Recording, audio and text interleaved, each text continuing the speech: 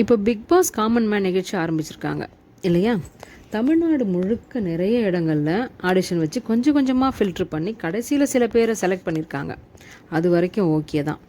ஆனால் அந்த செலெக்ஷனுக்காக அவங்க வச்சுருந்த சில டாஸ்கள் பார்த்தீங்கன்னா எனக்கு ஒரு விஷயம் தோணுச்சு.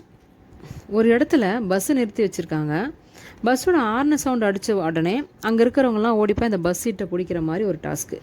அப்போ பார்த்தீங்கன்னா எல்லாரும் ஒருத்தரை முந்திக்கிட்டு ஓடுறாங்க. சில பேர் பார்த்தீங்கன்னா கீழே விழுந்து செருப்பெல்லாம் கழண்டு போய் அவங்களோட ஹேர் பேண்டு சின்ன சின்ன அசரிஸ் எல்லாமே கீழே விழுந்து கிடக்குது. போட்டி வைக்கிறதுலாம் தப்பு இல்லைங்க. ஆனால் ஒரு சாதாரண மனுஷனை பிக் பாஸ் கண்டஸ்டண்ட்டாக செலக்ட் பண்ணுறீங்கன்னா கொஞ்சம் மரியாதையோடு அந்த செலெக்ஷனை பண்ணலாமேன்னு தோணுச்சு. ஏன்னா இது சின்ன நிகழ்ச்சி கிடையாது. தமிழ்நாடு முழுக்க நிறைய பேர் பார்க்குற ஒரு பெரிய நிகழ்ச்சி. அதுக்கப்புறம் எல்லாரையும் கண்ணை கட்டி நாற்காலியை சுத்த நிற்க வைக்கிறாங்க. அந்த நாற்காலி கடியில் பார்த்தீங்கன்னா ஒரு நம்பர் கொடுக்குறாங்க. அந்த நம்பரை செலக்ட் பண்ண சொல்கிறாங்க. அந்த நம்பரை செலக்ட் பண்ணி யார் எடுக்கிறாங்களோ அவங்க அடுத்த கட்டத்துக்கு மூவ் ஆகிற மாதிரி பண்ணியிருக்காங்க. ஸோ இதெல்லாம் பார்க்கும்போது சில பார்த்தீங்கன்னா மிஸ்கம்யூனிகேஷனாக இருக்குது அந்த இடத்துலலாம். இதெல்லாம் பார்க்கும்போது எனக்கு ஒரு விஷயம் தோணுச்சுங்க. போட்டி வைக்கலாம், சுவாரஸ்யமாக வைக்கலாம். அதுக்காக இப்படி தேவையில்லாமல் சிரமப்படுத்த வேண்டாம். ஏன்னா பிக் பாஸ்